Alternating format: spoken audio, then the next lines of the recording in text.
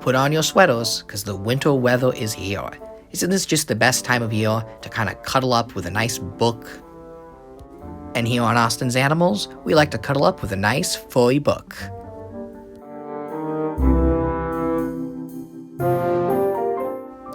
This is a Steinbeck classic.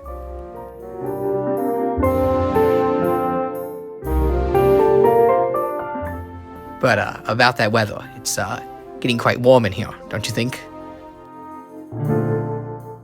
There's been a...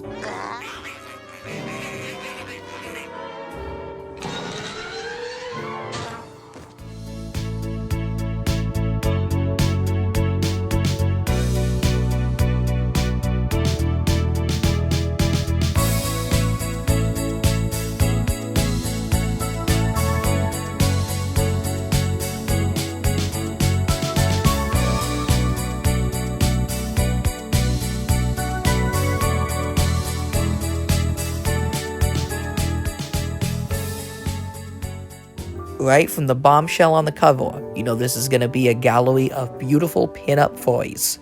Hit the Beach is a comic from Radio Comics, though it's not a typical comic, but rather a large collection of artists drawing summer furries as pin-up art that you can hang up or display. I've reviewed a Hit the Beach issue before, and they would release these annually as sort of a best of the furry artists of the year. Before the internet became mainstream, this was how you got to see who was up and coming in the furry art world with beautiful summer pinups. Now, Radio Comics did make some huge furry comics that were popular, both Furlough for the PG-13 crowd and Guinness for the R-rated crowd, contained furry stories and anthologies. And Hit the Beach was kind of like think of it as the swimsuit special of these comics. They shared the same artists as them, but they didn't tell the same stories, rather just contain beautiful swimsuit pinups of gals and guys. And from the cover, wow, do we already have quite the beauty with her cool visor and cool summer drink in hand. Now when we open the comic, we'd get some cool updates from Radio Comics, such as the Project A-Con, which was kind of this convention they went to and brought all their comics and rares to. If you read the other Radio Comics, they post all sorts of photos from these conventions. Pre-social media, when the internet was still kind of just starting up, this was a great way of staying up to date in the furry community. Now, these books are loaded to the gills with pinup art. There's a lot of great stuff in here, and I don't have enough time to show every single piece of art. So what I'm going to do is show a best of compilation of what I feel is the best art in this book, and then I'll display the artist's name below the art that will tell you who drew it. And most of these artists are still drawing furry artwork, so you can look them up.